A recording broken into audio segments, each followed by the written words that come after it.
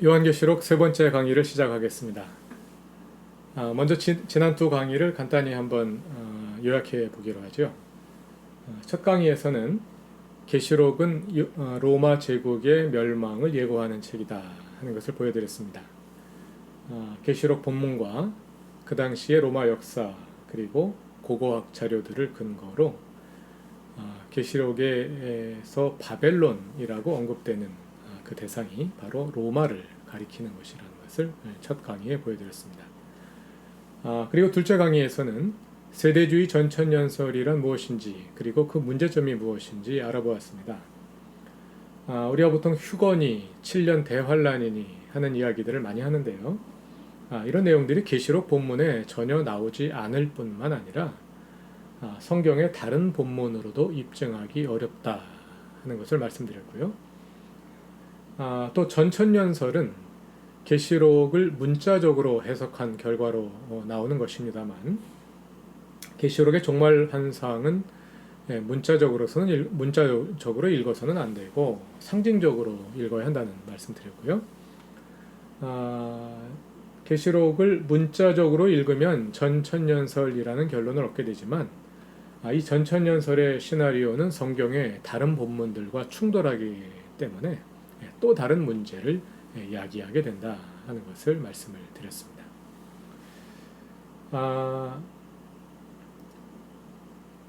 그럼 세대주의 전천년설이 아마 이 강의를 듣는 분들 가운데서도 거기에 많이 듣는 분들 가운데 요한계시록을 이미 공부해 보신 분들은 그런 세대주의 전천년설이 가르치는 그 내용에 많이 익숙하실 것입니다. 아마 지금까지 요한계시록을 공부해 보신 적이 있다면 아마도 10중 8구는 세대주의 전천년설의 관점으로 배운 것일 것입니다. 그래서 아마 거기에 대해서 당혹스럽게 느끼는 분들이 많이 있으리라고 생각을 하는데요. 세대주의 전천년설이 한국에 어떻게 그렇게 큰 영향을 미치게 되었는가 하는 질문을 던질 수 있겠죠. 둘째 강의를 녹화한 후에 저희 교회 전교인 수양회가 있었습니다.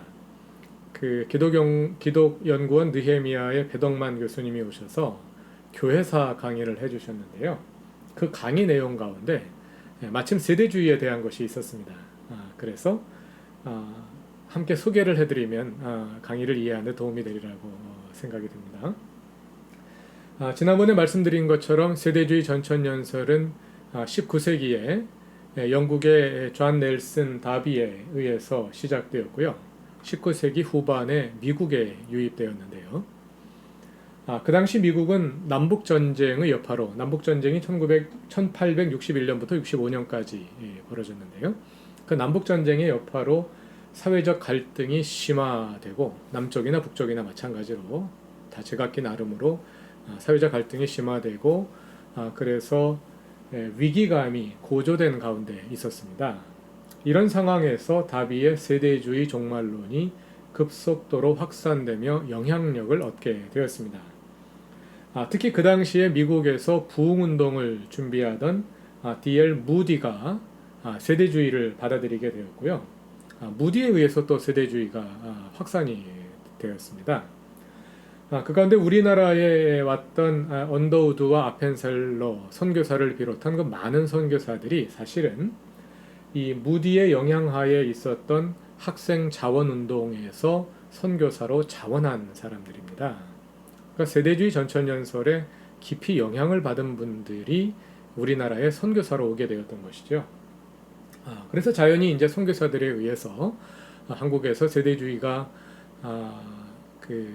자연스럽게 가르치게 되었고 그러다 보니까 이 세대주의가 한국에서 마치 요한계시록의 표준적인 해석인 것처럼 자리를 잡게 된 것이죠. 뿐만 아니라 미국에서 세대주의의 대중적 확산에 영향을 끼쳤던 책들이 우리말로 번역이 되었는데요. 그 중에 윌리엄 블랙스톤이 쓴 Jesus is Coming 이라는 책이 게일 선교사에 의해서 20세기 초에 예수의 재림이라는 제목으로 한국어로 소개되기도 했습니다. 또 이와 함께 성결교회, 침례교회, 안식교회가 세대주의의 영향을 많이 받고 있었던 교단들인데 그쪽에 또 선교사들에 의해서 또 한국의 세대주의가 더 강화된 측면도 있습니다. 한국교회의 지도자들 가운데서는 특히 장로교회 최초의 목사 7명의 목사님들 가운데 한 분인 길선주 목사님이 세대주의에 심취해 있어서 이분은 요한계시록을 10,000번을 읽었다 하고 알려져 있지 않습니까? 이분이 또 세대주의 입장에서 말세론을 또 열심히 가르치셨어요. 이런 이제 연유로 해서 한국교회의 세대주의 전천연설이 마치 요한계시록의 정통적 해석인 것처럼 광범한 영향력을 지금까지 행사해 왔던 것입니다. 그러나 지난번에 말씀드린 것처럼 세대주의 전천연설은 성서적 근거가 매우 희박하다 하고 말씀드릴 수 있겠습니다. 아마 지난 두 편의 강의가 매우 그런 점에서, 그러니까 그동안 요한계시록을 공부해 보신 분들은 세대주의의 영향을 받지 않을 수가 없는 그런 상황이었었기 때문에 지난 두 편의 강의가 상당히 불편하게 느껴지실 수 있었을 것입니다. 그 점에 대해서는 죄송하게 생각하고요. 이번 세 번째 강의를 통해서 그 불편함을 해결하실 수 있기를 바랍니다. 그럼 이제 이게 아니다, 그렇게 하면 안 된다, 이런 얘기는 이제 그만하고요. 그럼 요한계시록을 어떻게 읽어야 맞는 것인지 구체적으로 계시록 본문을 함께 읽어가면서 그 내용을 살펴보도록 하겠습니다. 계시록은 서사문학입니다. 첫 시간에 말씀드린 것처럼 계시록은 이야기체로 기록되어 있는 서사문학인데요. 서사학에서는 서사와 이야기를 구분합니다. 우리가 보통 서사가 뭐냐 그러면 이야기다 이렇게 이제 단순하게 설명을 합니다만 서사학에서는 좀 더 세밀하게 서사와 이야기를 구분합니다. 어떻게 구분하느냐 하면요, 아주 단순화해서 이야기하자면 우리가 읽고 있는 본문이 바로 서사입니다. 예를 들어 서사로 기록된 복음서도 서사이고, 또 사도행전 역사도 서사이고, 또 구약 성경에 기록되어 있는 여러 역사들이 다 서사입니다. 이야기체로 기록되어 있잖아요. 그럼 우리가 이제 본문을 읽다 보면 그 본문으로부터 자연스럽게 이야기가 떠오르죠. 예를 들어서 우리가 탕자의 이야기라는 본문을 읽고 있다고 생각해 봅시다. 누가복음 15장에 있는 탕자 이야기를 읽다 보면 자연스럽게 탕자 이야기가 이렇게 떠오르잖아요. 그게 이제 이야기인 거예요. 기록되어 있는 텍스트가 서사인 거고, 그게 그거지 않느냐 이렇게 생각되실 수 있습니다. 그렇지가 않습니다. 요한계시록을 읽어보면 그렇지 않다는 것을 알 수가 있어요. 요한계시록 1장부터 22장까지 이어지는 이 본문이 바로 서사이거든요. 그럼 여러분 요한계시록을 쫙 읽다 보면 자연스럽게 여기에서 어떤 이야기가 떠오르십니까? 통 이야기가 떠오르지 않죠. 다른 거예요. 요한계시록 텍스트, 본문이 서사인데 그 서사를 읽어도 이야기가 저절로 떠오르지가 않는 거죠. 한참 이게 도대체 무슨 이야기가 담겨 있는가 이렇게 이제 그 이야기가 잘 떠오르지 않게 된단 말입니다. 이제 바로 이 문제입니다. 예를 들어서 탕자의 비유를 읽다 보면 탕자의 비유를 읽으면서 자연스럽게 탕자의 비유가 하나의 이야기가 되어서 우리 앞에 이렇게 떠오르는데 요한계시록은 읽어도 그 이야기가 떠오르지 않는다는 거예요. 그래서 요한계시록을 해석하는 데 있어서 가장 우리가 먼저 해결해야 할 과제는 요한계시록에 담겨 있는 그 이야기가 무엇이냐, 요한계시록이라는 그 서사 텍스트에 담겨 있는 그 이야기가 무엇이냐를 알아내는 것이 가장 먼저 해결해야 할 과제인 겁니다. 그 이야기를 알아야지 그 이야기가 또 무엇을 의미하는지를 알 수 있잖아요. 예를 들어서 탕자의 비유라는 이야기, 우리가 이야기 잘 알잖아요. 근데 이야기로 끝나지 않는 거죠.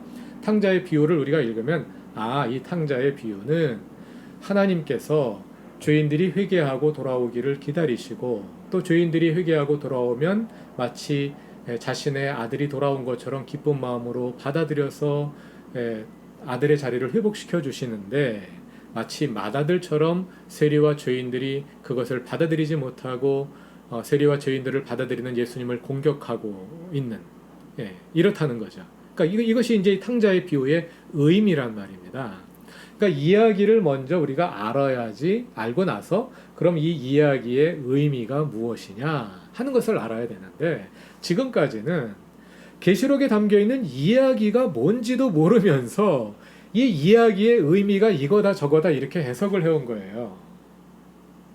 그러니까 이 해석이 정확한 해석이 될 수가 없었던 것이죠. 그러니까 오늘은 이 계시록 텍스트가 무엇을 의미하느냐를 알기 전에 여기에 담겨 있는 이야기가 도대체 무엇이냐, 이것을 먼저 알아보겠습니다. 물론 그러다 보면 자연스럽게 그 의미가 무엇이냐, 이것이 이제 완전히 그 둘로 딱 나뉘어 있는 것은 아니기 때문에 자연스럽게 이제 그 해석으로 넘어가게 됩니다. 그러나 넘어가기 전에 이 이야기가 무엇이냐 하는 것에 그 관심을 가지고 요한계시록을 같이 읽어보도록 하겠습니다. 그래서 오늘은 요한계시록을 줄거리를 따라서 읽어보고자 합니다. 그 안에 세부적인 내용들이 있지만 요한계시록이처럼 난해한 책일수록 숲을 보는 것이 중요합니다. 그 하나하나 나무에 함몰되다 보면 숲을 빠져나가지도 전에 그냥 미로에 빠져버리거든요. 그것보다는 숲 전체를 보면서 요한계시록을 어떻게 빠져나가면 될지 큰 그림을 보면서 읽어나가는 거죠. 이렇게 큰 그림을 보면서 읽어나가다 보면 이 작은 문제들도 저절로 해결되는 것을 경험하게 될 겁니다. 다 같이 요한계시록의 줄거리를 한번 따라가 보도록 하죠. 요한계시록 1장부터 3장까지의 내용은 요한이 인자로부터 들은 말씀을 소아시아 7 교회에 편지로 적어보낸 것입니다. 그 내용은 주로 7 교회에 보내는 권면의 메시지입니다. 종말에 무슨 일이 있을 것이다, 미래에 무슨 일이 있을 것이다를 예고하는 것이 주 목표가 아니라 이렇게 살아라, 이렇게 하지 말아라, 이거는 참 잘했다, 이거는 잘못됐으니 회개하고 변화되어라 하는 권면이 2장과 3장, 1장부터 3장까지의 주요 내용이라는 거죠. 그래서 이 내용은 성경에 담겨 있는 다른 편지들을 해석하는 방식으로 그냥 읽으면 됩니다. 이 모습을 보면서 나에게 사대교회와 같은 모습이 있구나, 나에게 라오디게와 같은 모습이 있구나. 이 모습을 우리가 회개하고 변화시켜야 되겠구나 하면서 다른 편지를 읽는 방식으로 읽으면 돼요. 근데 이제 문제는 그 안에 좀 상징적인 표현들, 예를 들어서 니골라당이니 이세벨이니 사탄의 권좌니 사탄의 회당이니 이런 이제 수수께끼 같은 표현들이 나온단 말이죠. 그런 이제 표현들은 그 당시 역사적인 상황을 우리가 축축해가면서 그게 구체적으로 뭘 가리키는 것이냐 하고 찾아가면서 읽으면 되죠. 그렇게 읽으면 됩니다. 그래서 오늘은 1장부터 3장까지의 내용은 오늘은 특별히 다루지 않으려고 합니다. 오늘 우리가 이제 주로 관심을 갖는 내용은 4장 이후의 내용이죠. 요한계시록 4장부터 종말 환상이 쭉 이어져 가는데 이게 도대체 이게 무슨 이야기인지를 알 수가 없단 말이에요. 이것은 요한이 본 환상을 요한이 글로 적은 것인데, 이것은 말로 할 수 없는, 글로 표현할 수 없는 어떤 내용을 보고 그걸 글로 표현한 거거든요. 그러다 보니까 상징적으로 표현될 수밖에 없고, 그래서 우리가 그 내용을 읽으려면 상징을 풀어가면서 그 배후에 담겨 있는 이제 이야기들을 읽어내야 한단 말입니다. 그래서 이 4장 이후의 내용을 우리가 어떻게 읽을 수 있겠느냐, 이 4장 이후에 초점을 맞추고 오늘 내용들을 한번 살펴보려고 합니다. 4장 이후의 내용을 크게 둘로 나눌 수 있습니다. 중심 줄거리와 삽입부로 나눌 수 있습니다. 요한계시록도 서사문학인데요. 모든 서사문학의 특징은 줄거리가 있다는 것입니다. 플롯이 있다는 거죠. 플롯이 없는 이야기는 없지요. 플롯이라는 게 뭐냐면 사건과 사건이 인과관계로 배열되는 것을 이제 플롯이라고 하는데요. 스토리 라인이라고 말하기도 하고, 그게 없는 이야기는 없잖아요. 그 줄거리를 파악하는 것이 중심인데, 요한계시록에도 중심 줄거리가 있습니다. 그리고 모든 이야기가 그 중심 줄거리에 들어있는 것이 아니라 중심 줄거리를 벗어나 있는 부분이 있습니다. 그래서 두 부분으로 나눌 수가 있겠는데요.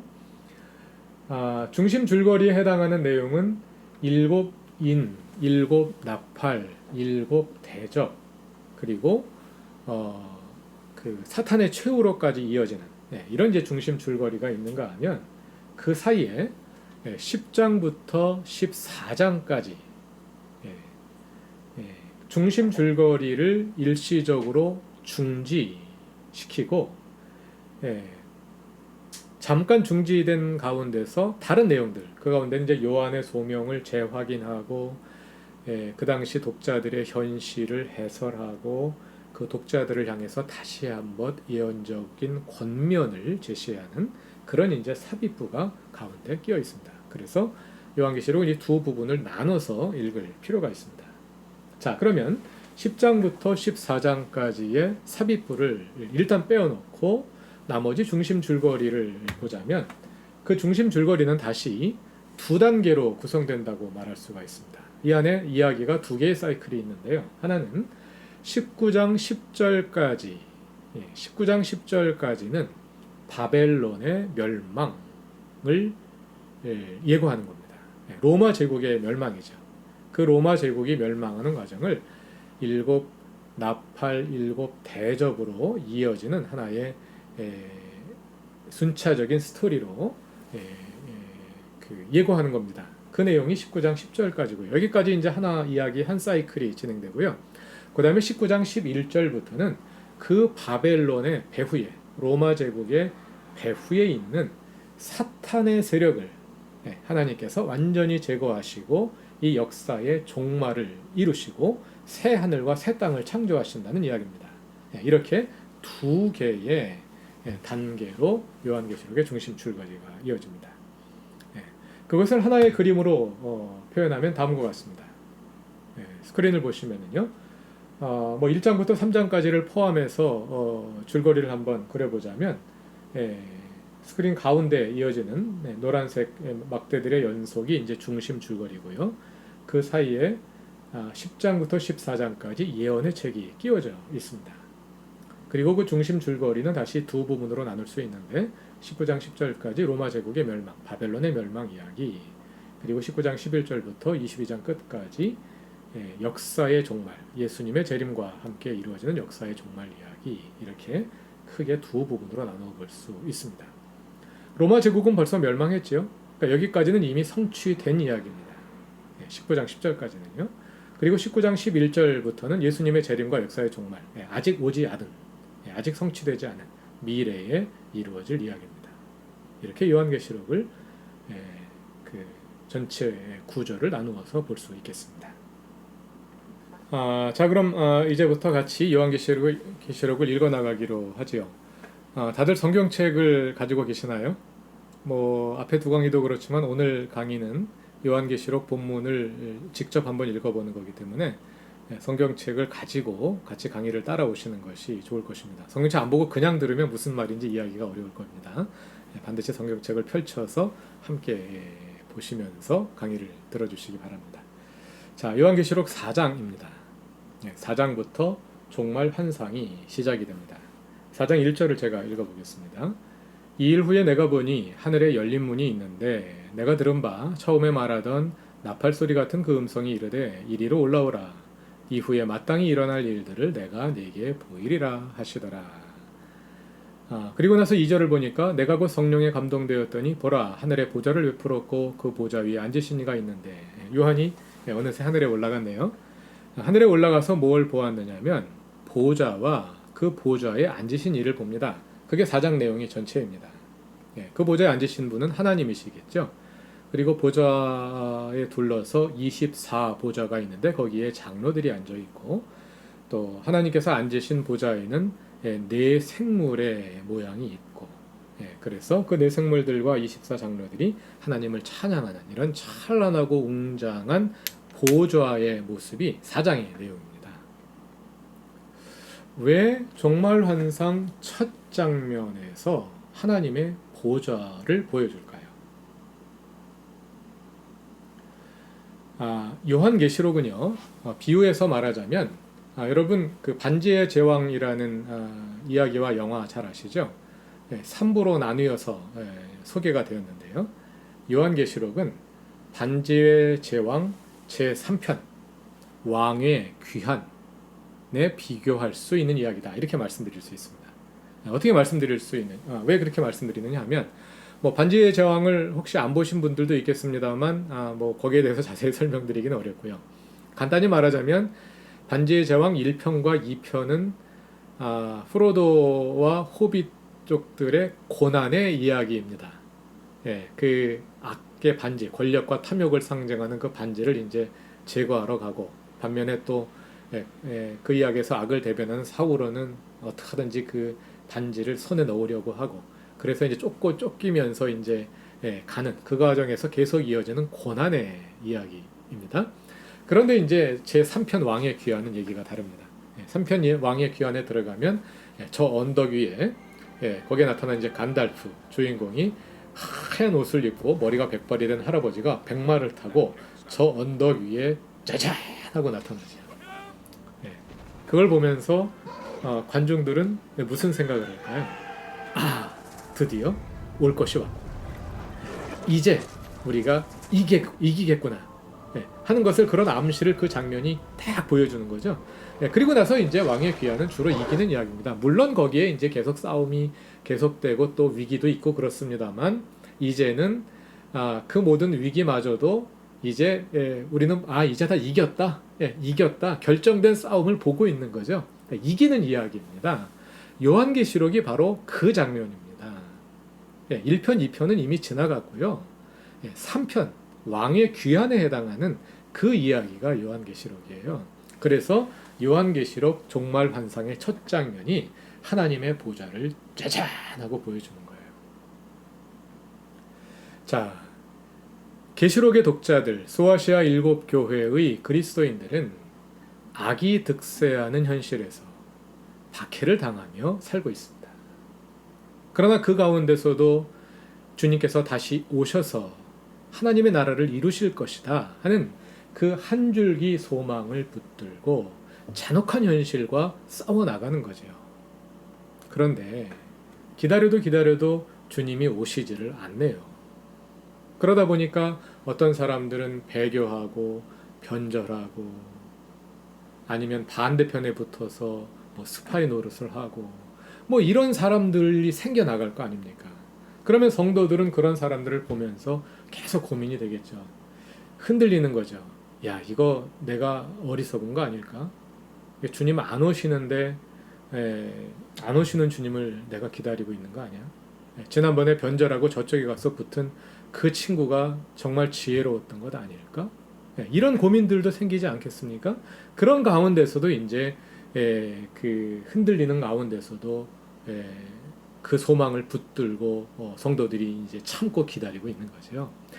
그런 성도들을 향해서 하나님의 보좌의 환상을 보여주는 겁니다. 아니다. 하나님이 살아계신다. 너희의 기다림은 헛되지 않았다. 하나님께서 이제 곧 역사에 개입하실 것이다. 하나님이 살아계심을 보여주실 것이다. 박해자들을 심판하시고 하나님의 나라를 완성하실 것이다 하는 그 희망을 이 한 장면에 담아서 보여주는 거죠. 그것이 요한계시록 4장의 기능입니다. 자, 이제 4장을 넘어 5장으로 갑니다. 5장으로 가면은요, 두루마리가 하나 나타납니다. 5장 1절을 제가 읽어보겠습니다. 내가 보매 보좌에 앉으신 이의 오른손에 두루마리가 있으니 안팎으로 썼고 7 인으로 봉하였더라.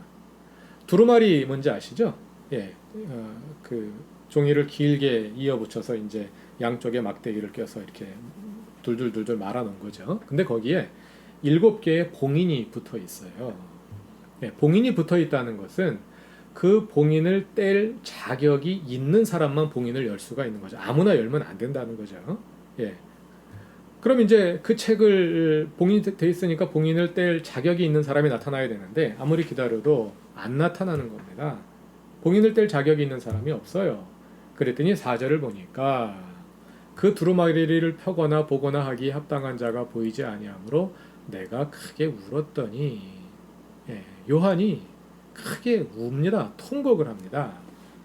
아니 다 큰 사람이 왜 웁니까? 왜 울까요? 그 책에는 어떤 내용이 들어있을까요? 그 책은 박해자들에 대한 종말 심판을 상징하는 책입니다. 그 이야기는 뭐냐면 봉인을 떼고 책을 열면 심판이 시작된다는 이야기죠. 그래서 봉인을 떼어야 할 텐데 그래야 우리의 이 고난이 끝나고 하나님의 나라가 시작될 텐데 봉인을 뗄 사람이 나타나지 않는 거예요. 그러니까 요한이 우는 거죠. 하나님 우리가 언제까지 더 이 고난 속에 살아야 됩니까? 하면서 우는 겁니다. 그런데 5절을 보니까 5절 이하에 그 봉인을 뗄 자격이 있는 분이 나타나죠. 누구입니까? 어린 양이죠. 예수 그리스도를 상징하는 어린 양이 나타나는 거죠. 자, 이제 드디어 봉인을 뗄 자가 나타났습니다. 어린 양이 나타나셨습니다. 이제부터 봉인을 떼면 심판이 시작됩니다. 그것이 5장의 내용입니다. 자, 그래서 이제 6장부터 그 봉인을 떼는 작업이 시작이 되는데요. 자, 여러분, 한번 그 봉인을 그림으로 한번 표현해 보자면, 화면을 보시면, 봉인이 일곱 봉인된 책이 이렇게 생겼겠죠. 이 책 안에 심판의 내용이 들어 있습니다. 그러니까 책을 떼면 심판이 시작되는 거예요. 자, 그런데 요한계시록 6장에는 그 봉인을 떼는 과정이 기록되어 있습니다. 봉인을 떼어야지 심판이 시작되는데 아직 봉인을 다 떼야지 7개 봉인을 다 떼야지 책을 열 수가 있잖아요. 그럼 봉인을 떼고 있는 과정은 언제 어느 시점을 보여주는 걸까요? 아직 심판이 시작되기 전, 그 전을 보여주는 거겠죠. 그것이 요한계시록 6장의 내용입니다. 심판이 시작되기 전의 계시록 독자들의 요한과 독자들의 현실을 보여주는 겁니다. 자, 6장을 또 읽어보도록 하죠. 이제부터 이제 일곱 인, 일곱 나팔, 일곱 대접, 칠중주 시리즈가 계속되는데요. 이 시리즈 가운데 처음 4개, 그러니까 첫째 인, 둘째 인, 셋째 인, 넷째 인, 처음 4인과 또 처음 4 나팔과 처음 4 대접은 한 묶음으로 되어 있습니다. 한 세트예요. 그래서 이걸 따로따로 읽으면 안 되고 하나로 묶어서 읽어야 됩니다. 계속 읽어가시다 보면 이게 무슨 말인지 이해가 되실 겁니다. 자, 먼저 7인을 보면은요, 첫 4인을 뗄 때마다 말과 말을 어떤 분이 말을 타고 나타납니다. 말탄 자가 나타나요. 그것이 첫 4인입니다. 그래서 이제 공통점을 갖는데요. 첫 번째 말을 뗄 때는 흰말을 탄 자가 나타나고, 두 번째 인을 뗄 때는 붉은 말을 탄 자가 나타나고, 세 번째 인을 뗄 때는 검은 말을, 또 네 번째 인을 뗄 때는 청황색 말을 탄 자가 나타납니다. 각 말이 무엇을 의미할까요? 자, 6장 2절을 보면 이에 내가 보니 흰 말이 있는데 그 탄 자가 활을 가졌고 면류관을 받고 나아가서 이기고 또 이기려고 하더라. 이기고 또 이기는 상황, 어떤 상황이 계속되고 있는, 파죽지세로 계속되고 있는 것을 보여주는 겁니다. 그럼 어떤 상황이냐? 둘째 인을 3절에서 떼니까 4절에서 붉은 말이 나오는데, 그 탄자가 허락을 받아 땅에서 화평을 제하여 버리며 서로 죽이게 하고 또 큰 칼을 받았더라. 뭘 상징하는 단어들입니까? 전쟁을 상징하는 모습이겠죠. 5절에 셋째 인을 떼니까 검은 말이 나오는데요. 검은 말을 탄 자가 저울을 가졌습니다. 그래서 음식을 달아서 파는데요. 6절을 보니까 한 데나리온에 밀 한 되요, 한 데나리온에 보리 석대로다. 이것은 그 당시 밀과 보리가 팔리던 가격보다 훨씬 더 비싼 가격입니다. 보리와 밀, 곡식값이 엄청나게 비싸졌어요. 뭘 상징하는 걸까요? 기근이 든 거죠. 흉년이 들어서 곡식을 구할 수가 없으니까 곡식값이 엄청나게 비싼 겁니다. 셋째 말 검은 말은 기근을 상징합니다. 그 다음에 7절을 보시면 넷째 인이 나오는데요. 넷째 인을 떼니까 8절에서 청황색 말이 나옵니다. 청황색은 지금 표현으로 말하자면 연두색인데요. 우리는 연두색 그러면 어떤 희망적인 색, 긍정적인 색깔을 생각합니다만 그런 맑고 깨끗한 그런 연두색이 아니라 이 당시에 청황색은 죽음을 상징하는 색깔이었답니다. 시체의 색깔이라고 합니다. 그러니까 그런 맑은 연두색이 아니라 우중충한 그런 연두색이라고 말할 수가 있겠는데요. 청황색 말을 탄 자가 청황색 말이 나오는데 8절을 보니까 그 탄자의 이름은 사망이니 음부가 그 뒤를 따르더라. 사망입니다. 자, 그래서 네 마리의 말이 나오는 상황을 종합해 보자면요. 흰 말은 어떤 상황이 계속되고 있는 상황을 보여주는데 어떤 상황이 계속되느냐? 전쟁과 기근과 사망이 계속되고 있는 상황을 보여줍니다. 이게 언제일까요? 역사상의 전쟁과 기근과 사망이 없던 시절이 언제 있겠습니까? 역사상의 모든 시대가 여기에 후보일 수 있죠. 그런데 오늘 이 본문의 요한계시록 본문의 문맥에서 보자면 이 상황은 바로 요한계시록 독자들이 처해 있었던 그런 현실이라고 말할 수 있습니다. 뭘 근거로 그렇게 말할 수 있느냐? 아까 말씀드린 것처럼 인을 떼고 있는 과정이죠. 인을 다 떼면 종말이 시작되니까 인을 떼고 있는 과정은 그 종말이 이르기 전에 독자들의 현실을 보여주는 거다. 이렇게 말할 수가 있겠고요. 그리고 또 한 가지 그 근거가 될 수 있는 것이 바로 다섯 번째 인입니다. 구절을 보시면 다섯째 인을 뗄 때 하나님의 말씀과 그들이 가진 증거로 말미암아 죽임을 당한 영혼들이 나타납니다. 순교자들이 나오는 거죠. 그 순교자들이 하나님께 큰 소리로 탄원합니다. 10절을 보시면 거룩하고 참되신 대주제여 땅에 거하는 자들을 심판하여 우리 피를 갚아주지 아니하시기를 어느 때까지 하시려 하나이까. 땅에 거하는 자들, 요한계시록에서 땅에 거하는 자들은 박해자들 그리고 박해자들에게 동조하는 자들을 가리키는 표현이거든요. 그 박해자들을 언제 심판하시겠습니까? 언제까지 우리가 이렇게 고난을 계속 당해야 합니까? 하고 탄원을 하는 거죠. 이 탄원은 아까 5장에 나타났던 요한의 통곡과 같은 성격의 장면이라고 할 수 있습니다. 주님, 우리가 언제까지 더 기다려야 합니까? 하는 간절한 기도이죠. 그에 대해서 11절에서 소리가 들리는데 조금만 더 쉬어라. 조금만 더 기다려라. 이제 곧 올 거다. 하고 위로하는 메시지가 들립니다. 자, 그 말씀대로 12절에서 여섯째 인을 뗍니다.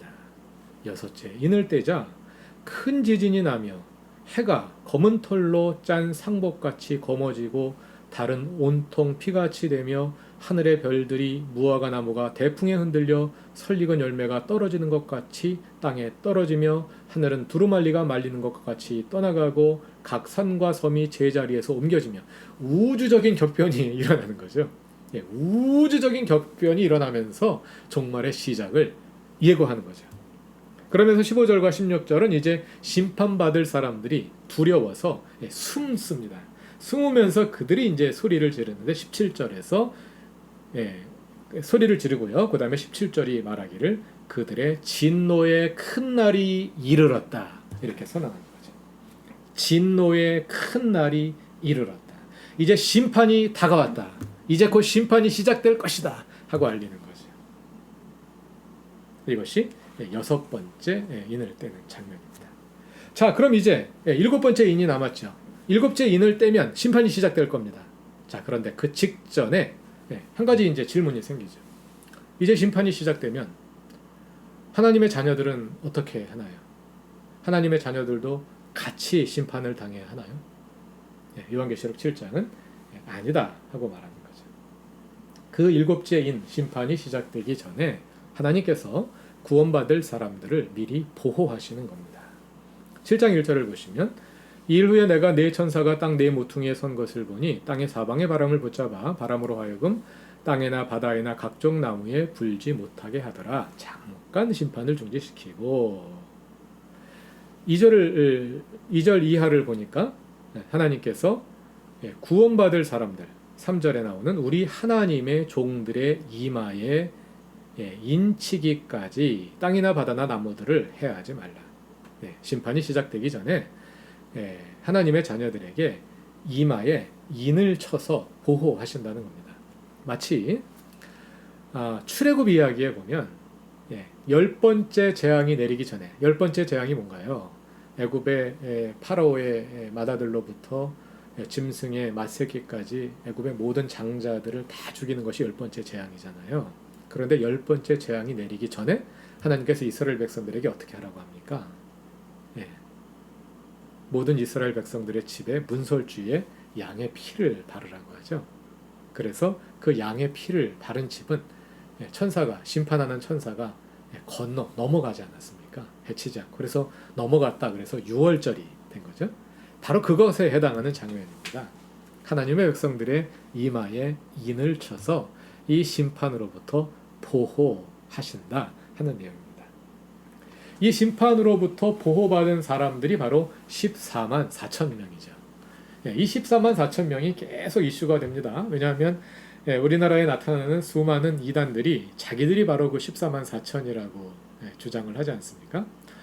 특히 요즘에는 이제 그 신천지가 자기들이 이제 14만 4천이라고 주장을 하는데요. 이것은 정말 말도 안 되는 해석입니다. 왜 말도 안 되느냐? 자, 보시죠. 14절에 이제 14만 4천이라는 숫자가 나오고요. 이 14만 4천이라는 숫자는 어떻게 나온 거냐면 5절 이하를 읽어보면 이스라엘 12지파에서 각 지파에서 12,000명씩을 각 지파에서 12,000명씩 이렇게 해서 14만 4천 명이라는 숫자가 만들어진 것입니다. 상징적인 숫자입니다. 근데 이거를 이제 문자적으로 해석해가지고 자기들이 14만 4천이다 이렇게 주장을 하는데요. 문자적으로 해석해도 신천지는 14만 4천이 될 수가 없습니다. 왜냐면은요, 여기서 인쳐서 보호받은 14만 4천 명은 어느 민족들입니까? 전부 다 이스라엘 사람들이에요. 신천지에 이스라엘 사람도 있나요? 이스라엘 사람들만 구원받게 되는 거예요. 문자적으로 해석하게 되면. 그 다음에 14장 4절을 한번 펴보시죠. 14장 1절을 펴보십시오. 요한계시록 14장 1절에 다시 14만 4천 명의 환상이 나타납니다. 또 내가 보니 보라 어린 양이 시온산에 섰고 그와 함께 14만 4천이 서 있는데 그들의 이마에는 어린 양의 이름과 그 아버지의 이름을 쓴 것이 있더라. 그런데 4절을 보시면 이 사람들은 여자와 더불어 더럽히지 아니하고 순결한 자라. 여자와 더불어 더럽히지 않았다. 그러니까 이 사람들의 성이 뭐라는 겁니까? 전부 다 남자들이라는 거죠. 그 다음에 여자와 더불어 더럽히지 아니었다. 그러니까 더럽힐 만한 가능성이 있는 사람들일 거 아니에요. 전부 다 성인들이죠. 그러니까 요한계시록 7장을 문자적으로 읽으면 그 14만 4천 명에는 유대인 성인 남자들만 들어가는 거예요. 종말에는 유대인 성인 남자들만 구원받을까요? 말이 안 되죠. 상징적으로 읽어야 하는 겁니다. 그럼 그 14만 4천은 누구를 상징할까요? 신약 성경은 교회가 참 이스라엘이다 이렇게 말하죠. 신약 성경의 여러 본문들에서 이제 그런 것들을 볼 수 있는. 예를 들어서 로마서 2장, 또 갈라디아서 6장, 야고보서 1장 같은 데서 이제 그런 내용들을 읽어볼 수가 있는데요. 교회를 가리키는 겁니다. 참 이스라엘로서의 교회. 그러면 교인들 14만 4천 명만 딱 구원받는 거냐? 그것도 아니죠. 14만 4천이라는 숫자는 아까 말씀드린 것처럼 각 지파에 12,000명씩 12지파를 곱해서 나온 건데 이거는 풀어보면 12 곱하기 12 곱하기 1000 해서 나온 숫자거든요. 여러분이 잘 아시는 것처럼 성경에는 완전 숫자들이 있습니다. 이스라엘 사람들 사이는 완전 숫자가 있는데요. 하나님의 숫자인 3이 완전 숫자, 사람의 숫자인 4가 완전 숫자, 그래서 3과 4를 더한 7이 완전 숫자, 3과 4를 곱한 12가 완전 숫자. 이게 완전 숫자들입니다. 완전한 숫자에다가 1000 그러면 이거는 엄청나게 많은 수라는 뜻입니다. 백화점. 백화점은 뭡니까? 재화가 100가지 있는 상점이란 뜻이잖아요. 그럼 백화점 가면 뭐 상품이 100가지만 있나요? 예, 그 100이라는 말은 엄청나게 많다 이런 뜻이죠. 예, 그런 뜻입니다. 예, 완전 숫자 12 곱하기 완전 숫자 12 곱하기 엄청나게 많은 숫자를 상징하는 1000. 그러니까 하나님의 구원받은 사람들이 엄청나게 많더라 하는 것을 그렇게 상징적으로 표현한 겁니다. 자, 그리고 9절 이하를 보면 또 한 그룹의 사람들이 나타나는데요. 이 일후에 내가 보니 각 나라와 족속과 백성과 방언에서 아무도 능히 셀 수 없는 큰 무리가 나와서 하나님을 찬양하는 그런 모습이 등장합니다. 이 사람들은 또 누구냐? 얼핏 보면은요, 1절부터 8절까지 나오는 14만 4천 명은 유대인들이고요. 9절부터 나오는 사람들은 각 나라와 족속과 백성과 방언으로부터 나온 사람들이니까 이방인들이다. 이렇게 읽을 수가 있어요. 그래서 앞에는 유대인, 구원받은 유대인, 뒤에는 구원받은 이방인, 이런 것이다. 이렇게 이제 해석할 수도 있는데요. 그런 해석의 여지도 있습니다만 그것보다는 동일한 구원받은 집단을 서로 다른 상징어로 반복해서 표현하고 있는 것이다. 이렇게 보는 것이 더 요한계시록에 어울립니다. 왜냐하면 만약에 이것이 서로 다른 집단이라면 이 집단이 뒤에서도 계속 서로 다른 유대인 집단과 이방인 집단이 구별해서 나와야 되는데 뒤로 가면 그렇지 않습니다. 예를 들어서 우리가 아까 찾아보신 14장을 보면은 거기는 14만 4천 명만 나오거든요. 그 14만 4천 명이 유대인과 이방인을 포함하는 모든 구원받은 사람들을 대변하는 집단으로 나옵니다. 그러므로 7장에 나오는 두 그룹은 동일한 집단, 동일한 하나님의 백성을 두 가지 서로 다른 시각으로 상징적으로 묘사한 거다. 이렇게 읽는 것이 더 옳다고 하겠습니다. 자, 이렇게 구원받을 사람들을 인쳐서 보호했습니다. 이제 일곱 인 심판이 시작되겠죠. 자, 이제 구원받을 사람들을 인쳐서 보호하고 일곱째 인을 뗄 순서가 되었습니다. 계시록 8장입니다. 계시록 8장 1절 보시면요. 일곱째 인을 떼실 때에 하늘이 반 시간쯤 고요하더니 여기서 나오는 반 시간은요. 오늘 우리가 계산하는 반 시간과 같습니다. 30분을 말하는 겁니다. 성경 시대에도 오늘 우리처럼 하루를 24시간으로 나누어서 시간을 계산했습니다. 성경을 보면 그것을 보여주는 그 본문이 하나 있는데 혹시 어딘지 아시나요? 마태복음 20장에 보면 포도원 품꾼의 비유가 나오죠. 예수님의 비유 가운데 어떤 사람이 포도원을 만들어 놓고 나가서 일할 사람들을 부르지 않습니까? 아침 일찍도 나가서 부르고 낮에도 나가서 부르고 문 닫기 직전에 나가서 부르는데 똑같이 한 데나리온 줬다 하는 그 비유 아시죠?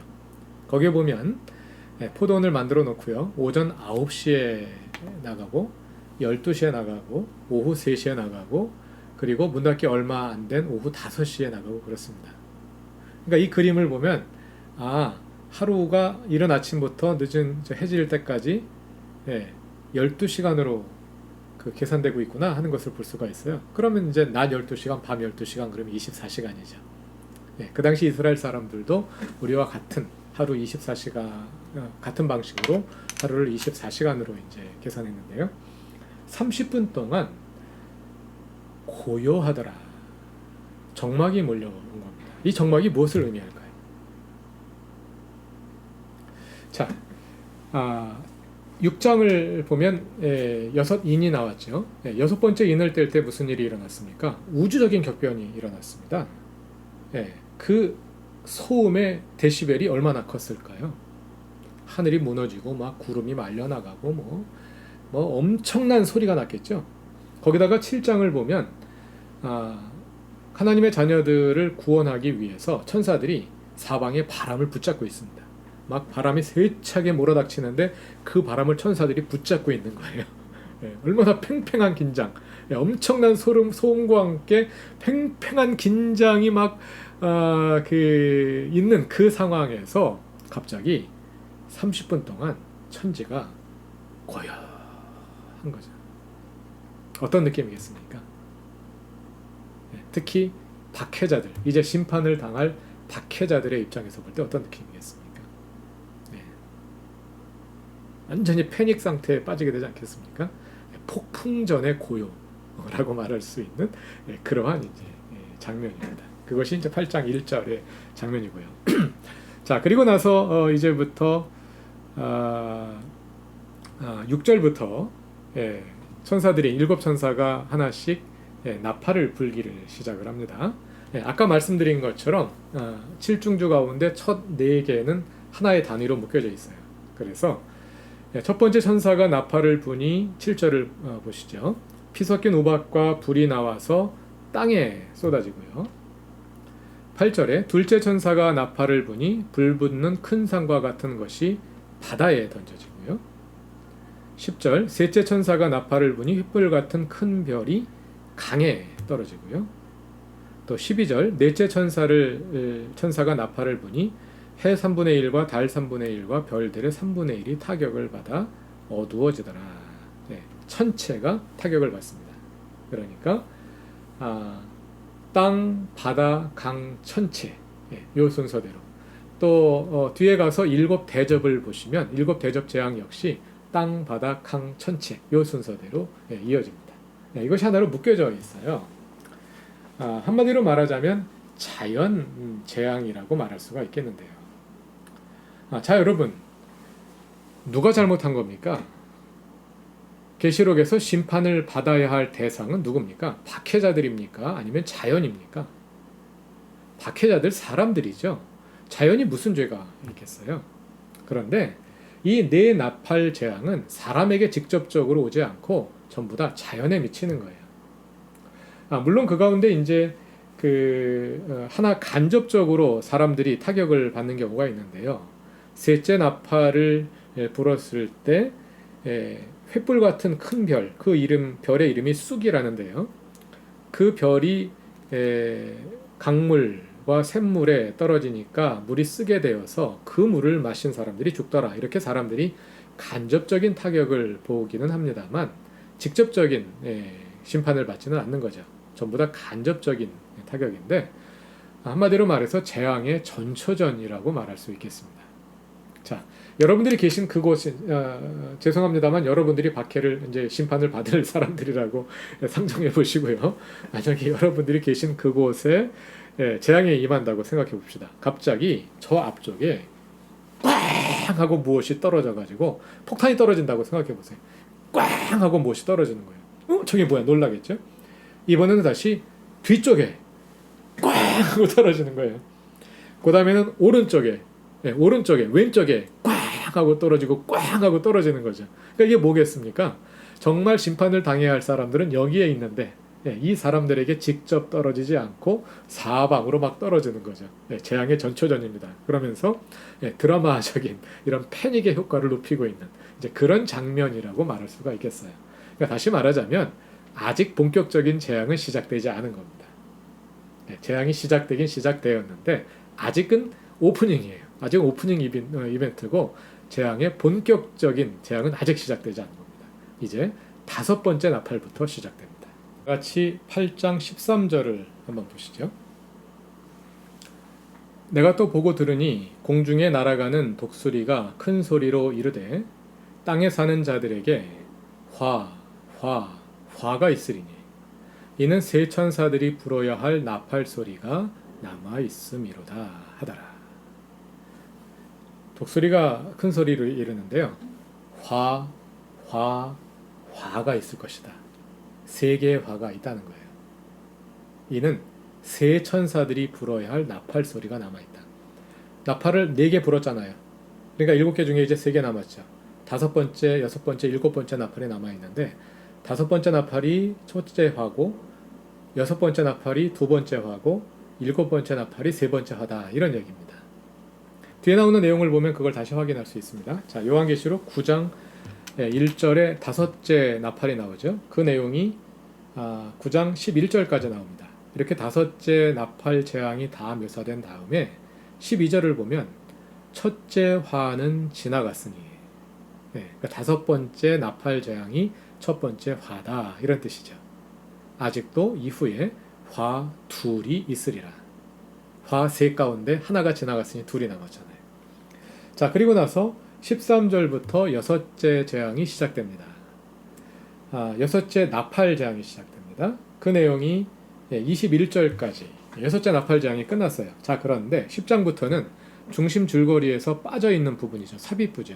10장부터 14장까지가 삽입부입니다. 근데 이제 그 이해를 위해서 단순하게 말했습니다만, 정확히 말하자면 10장부터 14장 사이에도 삽입부가 아니라 중심 줄거리에 해당하는 부분이 있어요.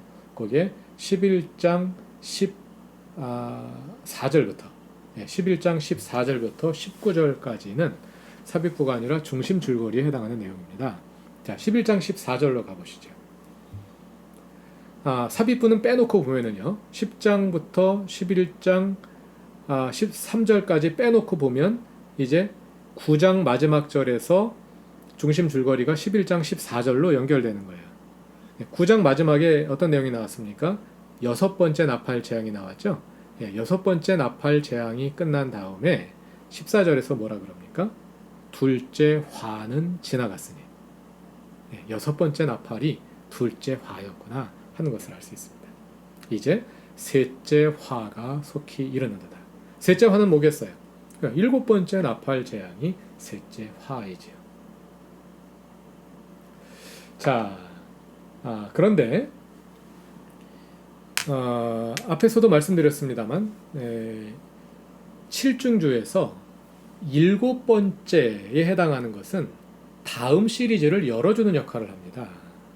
일곱 인 가운데 일곱 번째 인은 그 자체로서는 어떤 일이 일어나는 것이 아니라 다음 시리즈를 열어주는 역할을 해요. 일곱째 인은 뭐였습니까? 고요하면서 일곱 나팔 재앙을 열어주는 역할을 한 거죠. 마찬가지로 일곱 번째 나팔에는 그 자체로서 내용이 없어요. 15절부터 일곱째 천사가 나팔을 부는데요, 그냥 찬양만 있고 아무런 재앙이 일어나지 않습니다. 그리고 나서 12장과 13장, 14장을 넘어서 15장으로 13장, 그렇죠. 14장을 넘어서 15장으로 가시면 일곱 대접 재앙이 시작됩니다.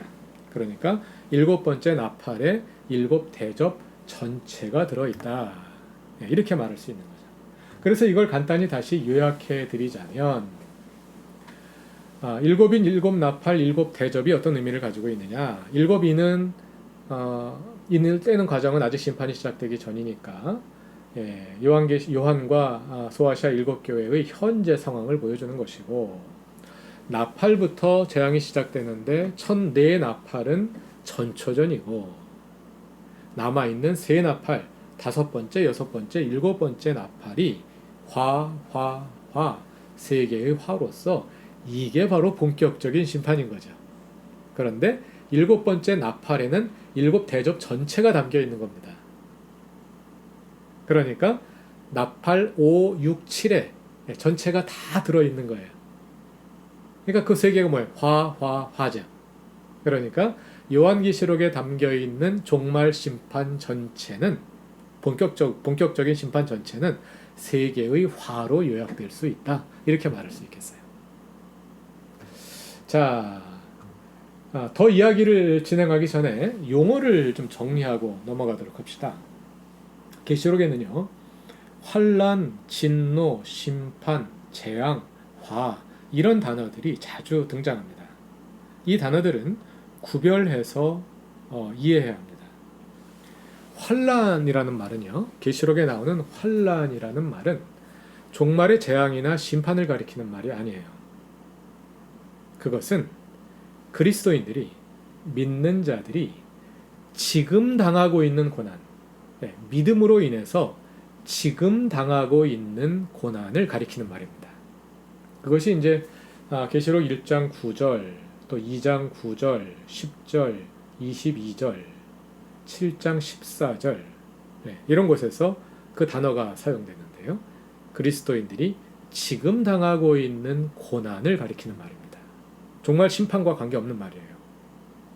반면에 진노, 재앙, 화, 심판, 그것은 전부 다 같은 현상을 가리키는 다른 표현들이라고 말할 수 있어요. 그것이 바로 박해자들을 향한 심판입니다.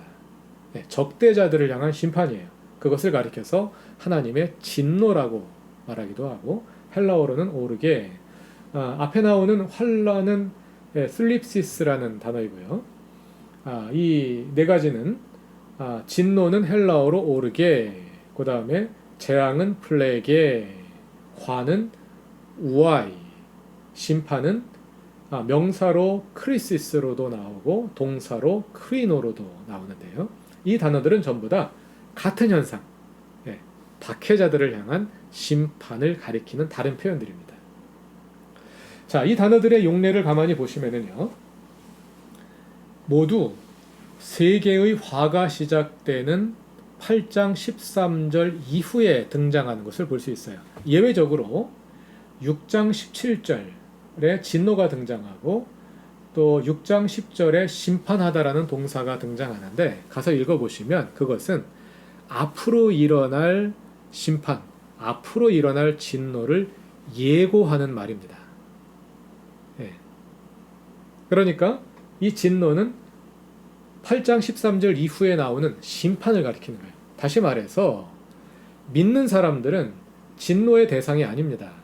재앙과 화와 심판의 대상이 아니에요. 진노와 재앙과 화와 심판은 오직 박해자들, 심판받을 자들을 향한 겁니다. 이 단어를 구별하는 게 요한계시록을 이해하는 데 있어서 굉장히 중요합니다. 세대주의자들이 요한계시록 전체를 7년 대환란으로 읽어내잖아요. 이 표현, 용어 자체에 문제가 있는 거예요. 환란은 그리스도인들이 당하는 거고, 진노, 재앙, 화, 심판은 적대자들이 당하는 겁니다. 근데 7년 대환란 심판에는 그 두 가지가 막 혼재되어 있거든요. 요한계시록은 그렇게 되어 있지 않다는 거예요. 요한계시록은 지금 이야기가 아니라 아까도 말씀드린 것처럼 왕의 반지의 제왕으로 말하자면 마지막 부분, 승리의 이야기이기 때문에 이미 심판받을 사람, 재앙받을 사람이 둘로 딱 나눠져 있습니다. 계시록에는요, 회개하고 돌이키는 사람이 나오지 않아요. 이미 다 결정된 거예요. 결정돼서 구원받을 사람들은 구원받고 심판받을 사람들은 심판받는 겁니다. 두 사람들의 운명이 이분법적으로 완벽하게 나뉩니다. 이렇게 강한 이분법이 요한계시록에 들어있기 때문에 이 요한계시록을 오늘의 현실에 섣불리 적용하면 안 되는 겁니다. 오늘의 현실에는 그런 이분법이 적용되지 않죠.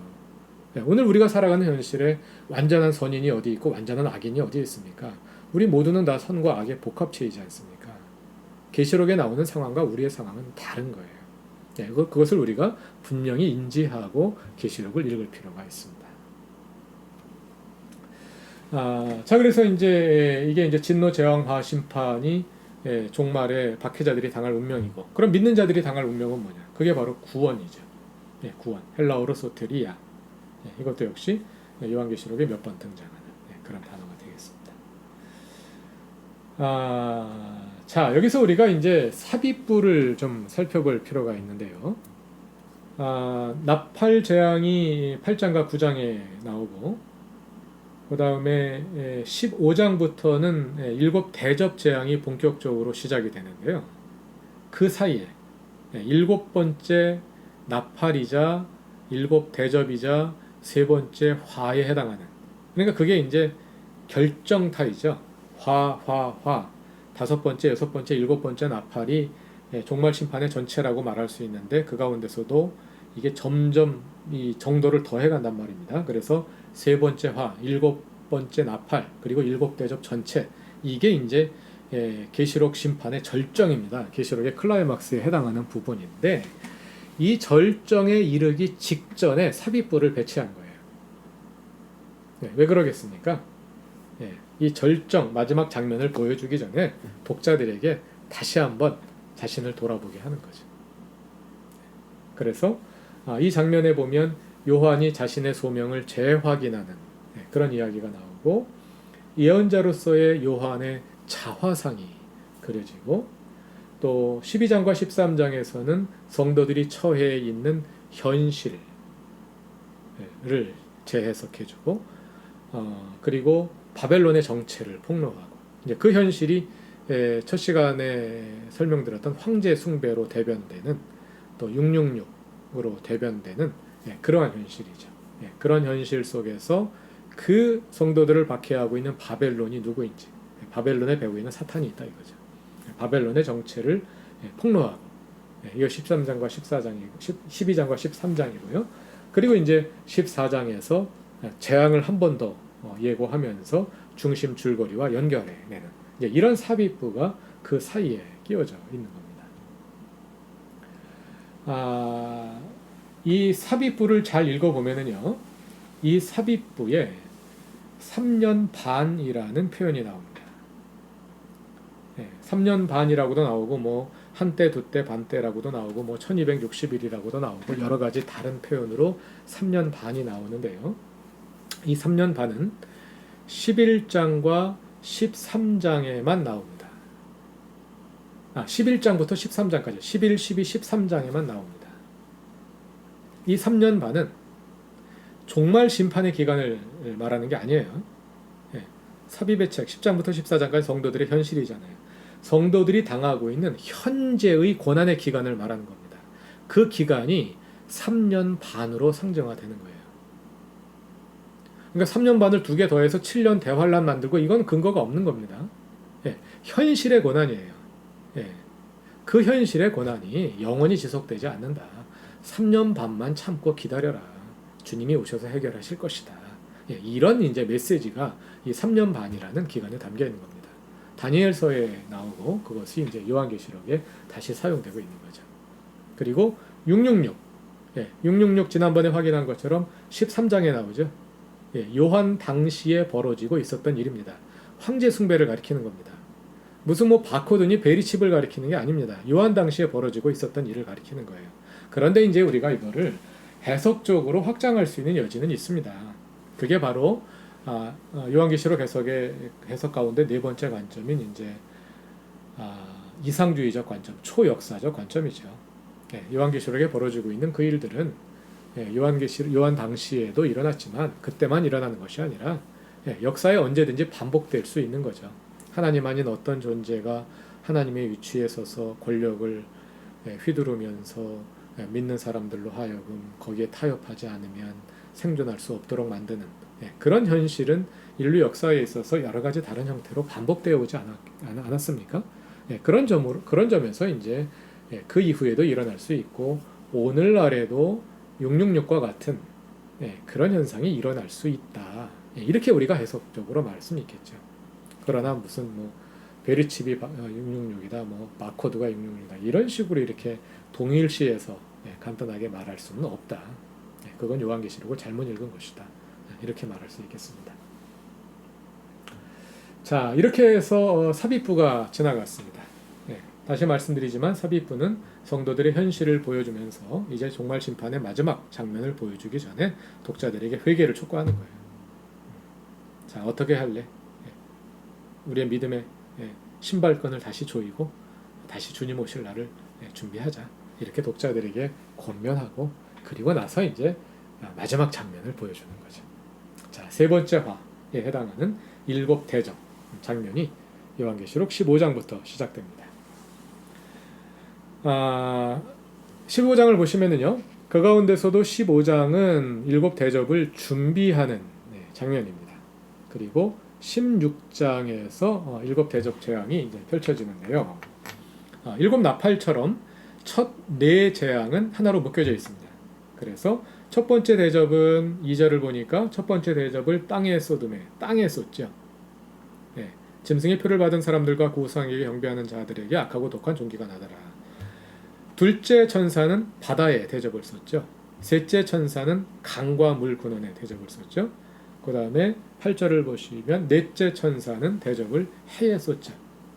일곱 나팔과 마찬가지로 첫 네 개는 땅, 바다, 강, 그 다음에 물샘, 천체, 땅, 바다, 강, 천체 이렇게 묶여 있는 것을 볼 수가 있습니다. 자, 그리고 이제 계속 이어집니다. 10절에 다섯째 천사가 대접을 짐승의 왕좌에 쏟습니다. 짐승의 왕좌. 이제 핵심으로, 악의 핵심으로 다가가고 있죠. 그랬더니 그 나라가 곧 어두워지며 사람들이 아파서 자기 혀를 허물고 아픈 것과 종기로 말미암아 하늘의 하나님을 비방하고 그들의 행위를 회개하지 아니하더라. 회개 안 합니다. 그냥 정말 심판 당하는 거예요. 그 다음에 12절을 보면 여섯째 천사가 나오는데요.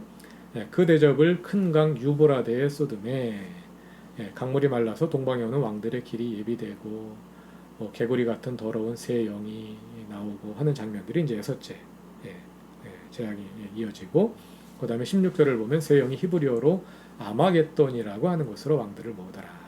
아마겟돈의 이미지가 여기 나오고요. 그 다음에 이제 마지막으로 17절부터 일곱째 천사 마지막 재앙이죠.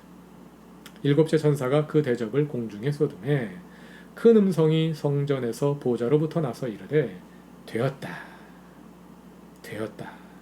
하시니 번개와 음성들과 우레소리가 있고 또 큰 지진이 있어 얼마나 큰지. 자, 여기 보면은요 번개, 음성, 우레소리, 큰 지진, 이 소리가요 요한계시록에 몇 번 등장하는데요. 처음 등장한 것은 아까 환상의 첫 장면인 4장 하나님의 보좌 장면에 이런 장면들이, 이 음성이 등장했고요. 또 계속해서 몇 번씩 이 소리가 나타납니다. 근데 이 소리는요 요즘식으로 말하자면 하나님의 주제가라고 말할 수 있어요. 여러분들 드라마를 보시면요 드라마에 주제 음악들이 사용되는데 각 주제 음악이 그냥 나오는 것이 아니라 음악의 주제가 담기죠. 예를 들어서 멜로가 전개될 때 나오는 음악이 있고요, 주제 음악이 있고요. 어떤 갈등이 전개될 때 나오는 주제 음악이 있고요. 또 예를 들어서 뭐 어떤 평안한 모습을 묘사하는 주제 음악, 여러 가지 주제 음악들이 있잖아요. 그래서 여러분들이 드라마를 보다 보면 장면이 진행되다가 갑자기 멜로를 담은 주제 음악이 쫙 나오면 그걸 눈치채든 눈치채지 않든 우리는 나도 모르게 그 다음에 자연스럽게 멜로 장면을 기대하게 됩니다. 그러다가 갑자기 갈등을 상징하는 주제 음악이 나오게 되면 자연스럽게 이야기가 갈등으로 연결되죠. 이렇게 이제 음악이 드라마에서 굉장히 중요한 역할을 하지 않습니까? 요한계시록에서 이 번개와 음성과 우레소리와 지진, 이게 바로 하나님의 등장, 하나님의 역사 개입을 알리는 주제 음악이에요. 이 소리 우르릉 꽝꽝 따다다다당 하고 나오면 하나님께서 역사에 등장하시는 거죠. 그래서 그 주제 음악이 마지막으로 16장 18절에 나온 겁니다. 그래서 19절을 보니까 큰 성이 세 갈래로 갈라지고, 바벨론 성읍이죠. 만국의 성들도 무너지니, 바벨론을 따르던 성들이죠. 큰 성 바벨론이 하나님 앞에 기억하신 바 되어 그의 맹렬한 진노의 포도주 잔을 받으매 각 섬도 없어지고 산악도 간데 없더라. 20절 계속해서 마지막 바벨론의 멸망입니다. 이 바벨론의 멸망을 위해서 지금까지 모든 재앙이 줄거리가 달려온 거예요. 바벨론이 멸망했습니다. 자, 바벨론의 멸망에 앞서서 17절에 어떤 소리가 났나요? 일곱째 천사가 그 대접을 공중에 쏟음에 큰 음성이 성전에서 보좌로부터 나서 이르되 되었다 하시니, 되었다. 헬라어로 게고넨, 영어로 it is done, 되었다. 지금까지 뭘 하러 온 겁니까? 지금까지 모든 과정이 이 바벨론의 멸망을 향해 달려온 거거든요. 바벨론이 멸망하니까 되었다. 이제 이 종말 심판 시나리오의 중요한 한 가지 목표가 완결되었다 하고 선언되는 겁니다. 이렇게 함으로써 계시록에서 세계의 7중주로 이어지는 첫 사이클이 완료되었다고 말할 수가 있습니다. 이렇게 일곱 대접 재앙이 요한계시록 16장에 묘사되었습니다. 그리고 17장, 18장, 19장, 10절까지를 보면 그 일곱 대접 재앙을 좀 더 상세하게 부연 설명하는 내용이 또 따라 나오는 것을 볼 수가 있어요. 지금까지의 모든 스토리는 일곱째 대접, 즉 바벨론의 멸망을 향해 달려왔는데, 자, 그래서 바벨론이 멸망했는데 그 바벨론이 도대체 누구냐? 이거를 보여주는 거죠. 그것이 17장의 내용입니다. 우리 17장의 내용은 첫 번째 강의에서 우리가 자세하게 살펴본 내용입니다. 바벨론이 누군지 보여주는 내용이죠. 자세히 읽어보면 바벨론이 바로 로마 제국을 가리키는구나 하는 것을 알 수 있게 해주는 내용이 바로 17장입니다. 그리고 18장은 그 바벨론이 멸망하는 과정을 좀 더 상세하게 그려서 보여줍니다. 아주 다이내믹하게 그런 상세한 멸망에 대한 묘사가 17장에 나오고요. 그리고 이제 19장은 바벨론이 완전히 멸망한 후에 아, 그것을 보는 성도들의 감사의 찬양이라고 할 수 있습니다. 그 찬양의 내용이 19장 10절까지입니다. 자, 이 내용을 우리 전체 구조 속에서 다시 한번 살펴보기로 하죠. 요한계시록 서사 구조를 중심 줄거리와 삽입의 책으로 나누어 볼 수 있다고 말씀을 드렸는데요. 그걸 조금 더 상세하게 설명할 수 있습니다. 그게 뭐냐면요. 지금 우리가 16장에서 7 대접을 묘사한 후에 17장, 18장, 19장 10절까지 그 7 대접 재앙, 즉 바벨론의 멸망을 좀 더 상세하게 부연 설명하는 내용이 있다는 것을 조금 전에 확인하지 않았습니까? 그런데 계시록을 계속 읽어보면 이것과 쌍둥이의 관계에 있는 또 한 부분이 나타납니다. 그게 뭐냐면요. 자, 이렇게 이제 바벨론의 멸망이 있은 다음에 그 다음에 이어지는 것은 이야기의 두 번째 사이클로서 바벨론의 배후에, 로마 제국의 배후에 있었던 사탄의 세력이 완전히 이제 소탕되는 과정. 그리고 그것은 예수님의 재림 후 역사의 종말에 이루어질 그런 과정이 묘사된다고 하지 않았습니까? 그 이야기의 맨 마지막 부분이 뭐냐면 새 예루살렘이 땅으로 내려오는 장면이에요. 그 장면이 나온 다음에 또 다시 한번 새 예루살렘의 모습을 아주 상세하게 부연 설명해 주는 내용이 또 한 번 따라 나옵니다. 그림에 보는 것처럼 7 대접 재앙 후에 바벨론의 멸망을 상세하게 설명해 주는 부분이 따라 나오고, 그 다음에 모든 과정이 다 역사의 종말의 모든 과정이 다 마무리된 다음에 새 예루살렘을 상세하게 부연하는 과정이 또 과정하는 본문이 있는데요. 이 바벨론 멸망 부분과 새 예루살렘 부분을 비교해 보면 두 내용이 서로 쌍둥이 관계에서 대칭을 이루고 있다는 것을 볼 수가 있습니다. 그래서 이것을 삽입 부록이다. 요한계시록에 두 개의 삽입 부록이 있다. 이제 이렇게 우리가 표현할 수가 있겠는데요. 무슨 내용인지 한번 좀 더 자세하게 살펴보도록 하죠. 스크린에 보시는 바와 같습니다. 혹시 여러분들이 이 강의를 여러 사람이 같이 보고 계시다면 두 분 중에 한 분은 죄송합니다. 두 분 중에 한 분은 17장 1절을 펼쳐보시고요. 또 한 분은 21장을 펼쳐보시기 바랍니다. 혼자서 보고 계시다면 어쩔 수 없고요. 그래서 두 부분을 비교해 보면 두 부분이 같은 방식으로 시작해서 같은 방식으로 진행되다가 같은 방식으로 마무리되는 것을 볼 수가 있습니다. 자, 먼저 17장 1절을 보시면 7 대접을 가진 7 천사 중 하나가 와서 내게 말했다. 오라, 내가 너에게 무엇을 보여주겠다. 이렇게 하면서 이야기가 시작됩니다. 마찬가지로 21장 9절 이후에 나오는 내용을 보면 7 대접을 가진 7 천사 중 하나가 와서 내게 말했다.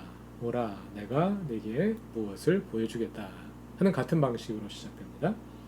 그리고 나서 바로 이어지는 것이 그 천사가 성령으로 나를 데리고 광야로 갔다.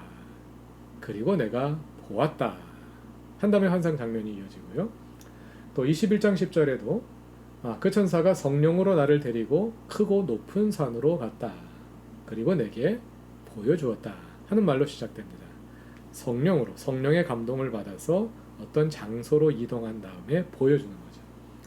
그리고 나서 이제 17장에는 바벨론의 환상이 나오고 21장에는 새 예루살렘의 환상이 나오죠. 그리고 두 환상부가 마무리되는 방식도 같습니다. 19장 9절 후반절을 보시면 그리고 그가 내게 말했다. 이것은 하나님의 참된 말씀이라. 22장 6절에서는 그리고 그가 내게 말했다. 이 말씀은 신실하고 참되다. 그리고 나니까 19장 10절에서 요한이 그 발 아래 엎드려 경배하려고 합니다. 그러자 그가 말하죠. 그러지 말라. 나는 너와 예수의 증언을 간직한 너의 형제들의 동료 종이라 하나님께 경배하라. 경배하는 것은 엎드려 절하는 겁니다. 우리나라 사람들은 세배할 때도 엎드려서 절하죠. 사람에게도 경배를 합니다. 그러나 이제 그건 우리나라의 풍습이고요. 우리나라 외에 많은 나라들에서 엎드려 절하는 것은 하나님께 예배할 때 하는 행동입니다. 그러니까 지금 이제 요한은 이 천사 앞에 엎드려서 하나님처럼 경배하려고 하죠. 그랬더니 천사가 만류하는 거죠. 나는 경배받을 대상이 아니다. 오직 하나님께 경배해라. 이렇게 만류함으로써 이야기가 마무리되는데요. 그 같은 내용이 또 22장 8절 후반절부터 9절에도 나오는 것을 볼 수가 있어요. 내가 그 천사의 발 아래 엎드려 경배하려 하니까 천사가 말하는 거죠. 그러지 말라. 나는 너와 내 형제 예언자들과 이 책의 말씀들을 지키는 자들의 동료 종이라. 하나님께 경배하라 하면서 두 이야기가 마무리됩니다. 이렇게 쌍둥이 부록이 두 부분에 삽입되어 있는데요. 크게 보자면 요한계시록의 이야기가 크게 두 사이클로 전개되지 않습니까? 첫 번째 사이클이 끝난 다음에 이렇게 삽입 부록이 있고, 또 두 번째 사이클이 끝난 다음에 또 하나의 삽입 부록이 있는 겁니다. 또 두 이야기는요, 둘 다 도시에 대한 이야기예요. 앞에 나오는 것은 바벨론의 멸망을 다루고 있고, 뒤에 나오는 삽입 부록은 새 예루살렘을 묘사하고요. 또 동시에 이 두 도시는 두 여성으로 비유가 됩니다. 그래서 앞에 나오는 바벨론은 큰 음녀로 비유가 되지 않습니까? 그리고 뒤에 나오는 새 예루살렘은 그리스도의 신부로 비유가 되죠. 그러니까 두 도시의 비유이기도 하고 두 여성의 비유이기도 한 두 개의 큰 삽입 부록이 요한계시록 중심 줄거리에 두 사이클이 끝난 후 각 사이클의 마지막 장면을 부연 설명하는 기능을 하고 있다. 이렇게 이런 구조로 요한계시록에 쓰여져 있다는 것을 우리가 볼 수가 있습니다. 자, 그래서 이제 삽입 부록을 확인했고요. 이제 중심 줄거리 이야기 전개 과정으로 말하자면 이제 첫 번째 사이클이 완성됐습니다. 로마 제국의 멸망입니다. 이미 역사에 일어난 일입니다. 그리고 19장 11절부터는 아직 일어나지 않은 역사의 종말이 묘사됩니다. 요한계시록 19장 1절을 보시죠. 또 내가 하늘이 열린 것을 보니 보라 백마와 그것을 탄 자가 있으니 그 이름은 충신과 진실이라. 이 장면이 누굴까요? 여기서 백마 탄 자는 누굴까요? 그 이름은 충신과 진실이라. 그가 공의로 심판하여 싸우리라. 또 13절을 보면 그가 피 뿌린 옷을 입었다. 그 이름은 하나님의 말씀이다. 14절 하늘의 군대들이 백마를 타고 그를 따르더라. 15절 그의 입에서 예리한 검이 나와서 만국을 치겠고 철장으로 다스리며 그가 하나님의 전능하신 이의 맹렬한 진노의 포도주틀을 밟겠고 심판을 대행한다는 이야기죠. 그 옷과 다리에 이름을 쓴 것이 있으니 만왕의 왕이요 만주의 주라 하였더라. 누구겠습니까? 그냥 읽어봐도 예수님을 가리키는구나 하는 것을 알 수가 있죠. 그래서 대부분의 요한계시록 해석자들이 이 계시록 19장 11절부터 16절까지의 내용이 그리스도의 재림을 상징하는 것으로 해석합니다. 그리스도의 재림을 백마를 탄 자가 나타난 모습으로 상징적으로 묘사하고 있다는 거죠. 근데 여기서 한 가지 또 그 논란거리가 되는 것이요. 이 백마를 탄 자가 계시록에 두 군데 나타납니다. 전에 한번 나타난 거 기억하시나요? 계시록 6장에 보면 7인을 뗄 때, 첫 번째 인을 뗄 때 흰마를 탄 자, 백마를 탄 자가 나타나잖아요. 그 표현이 헬라어로 읽어도 거기에 나타난 표현과 여기에 나타난 표현이 같습니다. 그래서 6장에 나타나는 백마 탄 자와 19장에 나타나는 백마 탄 자가 동일한 인물이냐, 서로 다른 인물이냐, 여기서 이제 해석이 갈리는 것을 볼 수가 있는데요. 여러분 어떻게 생각하십니까? 동일한 인물일까요? 다른 인물일까요? 자, 19장 11절에 이하에 나오는 백마 탄 자는 분명히 예수님을 가리키죠. 그러면 6장에 나오는 백마 탄 자는 예수님일까요? 아닐까요? 6장에 나타나는 백마 탄 자는 예수님일 수가 없겠지요. 왜 그럴까요? 6장에서 7인을 떼는 장면에서 예수님은 어디에 계십니까? 예수님, 어린 양은 보좌 앞에서 7인을 떼고 계시잖아요. 그래서 어린 양이 첫 번째 인을 떼니까 그때 백마탄자가 나타나지 않습니까? 그러니까 어린 양과 백마탄자는 서로 다르죠. 동일한 환상, 동일한 모습으로 그려졌지만 다른 대상을 그리고 있는 것이다. 이렇게 우리가 말씀드릴 수 있겠습니다. 자, 계속되는 내용을 확인해 보면은요. 예수께서 재림하신 후에 17절 후부터는 이제 로마 제국의 배후에 있었던 사탄의 세력들이 소탕되는 모습이 그려집니다. 사탄이 유사 삼위일체로 나타난다고 말씀드렸죠. 계시록 12장에는 하늘의 붉은 용으로 나타납니다. 그리고 13장에 오면 1절에 바다에서 올라온 짐승이 있고 또 11절 이하에는 땅에서 올라온 짐승이 있습니다.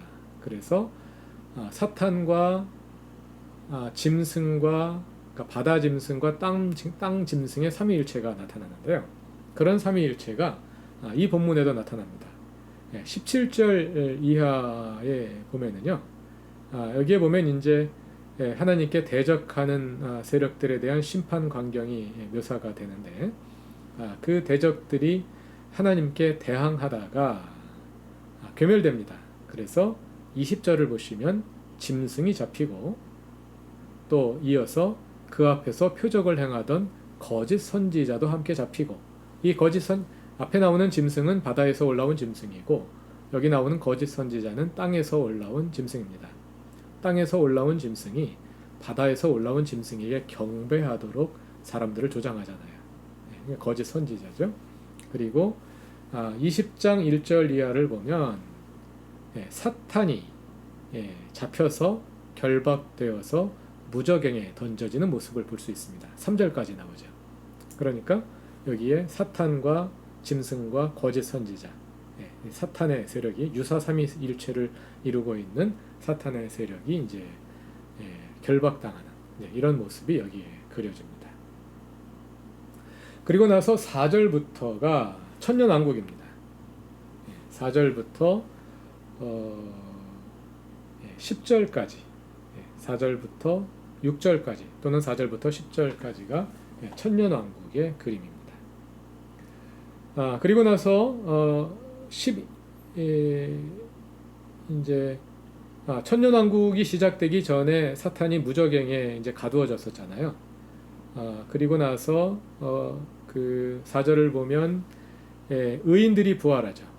의인들이 부활해서 그리스도와 함께 천년 동안 왕 노릇합니다. 이것을 가리켜서 첫째 부활이라고 말합니다. 6절에서 첫째 부활이라고 말하고요.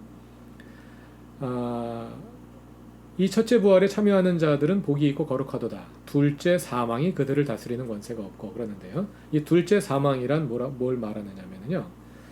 천년왕국이 끝난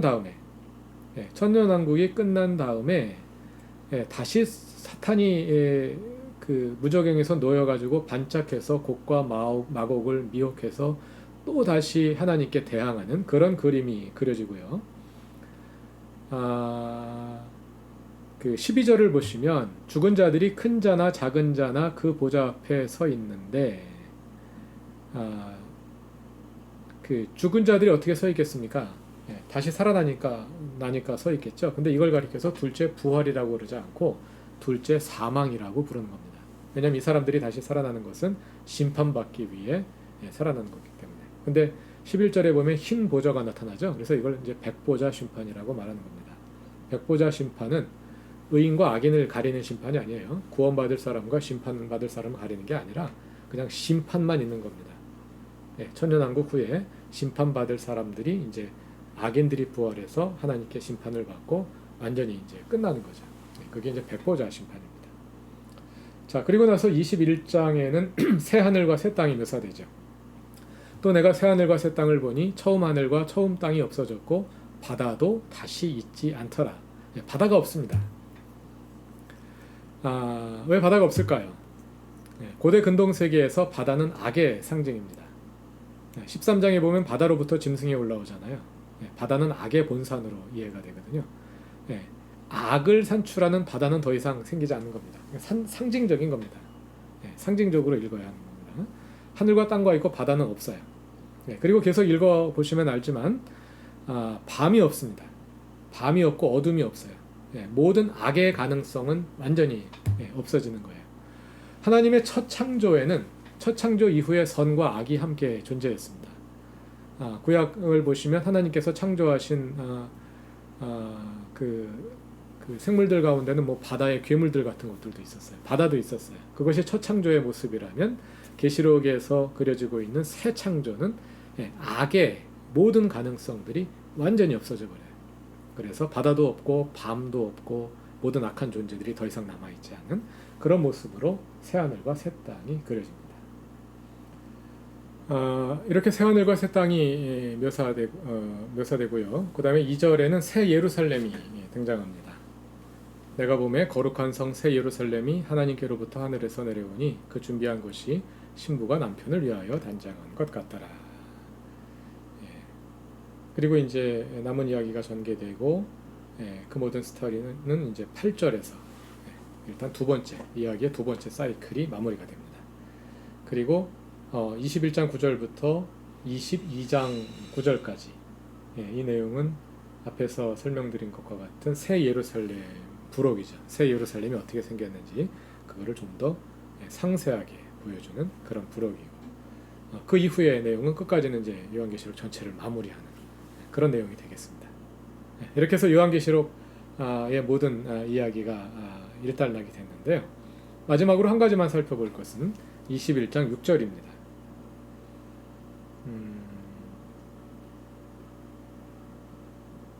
21장 8절에서 일단 모든 스토리의 줄거리가 마무리가 되는데요. 그 줄거리가 마무리되기 직전에 보좌에 앉으시니가 5절에 나오는 보좌에 앉으시니가 뭐라고 말씀하시냐면 6절에서 또 내게 말씀하시되 이루었도다 이렇게 말씀하셔요. 이루었도다. 헬라어로는 게고난 이런 말입니다. 아까 우리 중심 중거리의 첫 번째 사이클인 바벨론의 멸망까지 이야기가 한 다음에 되었다 이런 말이 나왔죠. 헬라어로는 게고넨. 그 다음에 여기 나오는 말은 동일한 동사인데요. 게고난. 게고넨은 기노마이라는 헬라어의 그 3인칭 단수 완료형이고요. 지금 나온 게고난은 3인칭 복수 완료형입니다. 동일한 동사예요. 근데 우리말 성경책에는 앞에는 되었다 그리고 여기에는 이루었도다. 그래서 이게 같은 단어라는 것을 우리가 알기가 어려운데 헬라어에는 같은 단어가 사용되고 있습니다. 첫 번째 사이클이 끝났습니다. 첫 번째 사이클은 뭡니까? 로마 제국의 멸망, 바벨론의 멸망이잖아요. 한 가지 일이 완수되었죠. 그래서 3인칭 단수로 게고넨 다 됐다 이렇게 말하고 그 다음에 그 배후에 있는 이제 사탄의 세력들 다 소탕하고 역사의 종말의 모든 일들이 다 마무리된 거죠. 새하늘과 새 땅이 오고 그러니까 이제 다 끝났다. 그래서 3인칭 복수형으로 게고난 이렇게 말하는 거예요. 두 사이클을 끝내는 선언. 되었다, 되었다. 다 끝난 겁니다. 이것으로써 요한계시록 전체 스토리가 간단하게 마무리가 되었습니다. 자 여기까지 그 계시록의 줄거리를 중심으로 요한계시록 전체를 한번 같이 훑어서 읽어보았습니다.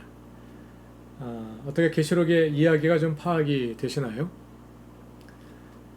짧은 시간에 주마간산으로 보았으니까 이제 각자 다시 한번 본문을 꼼꼼하게 읽으면서 세부적인 내용들을 채워보시길 바랍니다. 그러다 보면 그동안 이게 무슨 내용인가 하고 이해가 잘 안 되시던 내용들이 아마 전체 구조에 대한 이해를 통해서 세부 내용이 이해되는 아마 그런 것도 경험을 좀 하실 거고요. 또 그중 많은 부분은 뭐 몰라도 뭐 큰 문제가 없는 내용이구나 또 하는 것들도 이렇게 아시게 될 겁니다. 그래서 요한계시록의 숲과 나무를 잘 이해하실 수 있게 되기를 바랍니다. 마지막으로 많은 분들이 질문하시는 것이 있어서 한 가지만 말씀드리고 강의를 마무리하려고 합니다.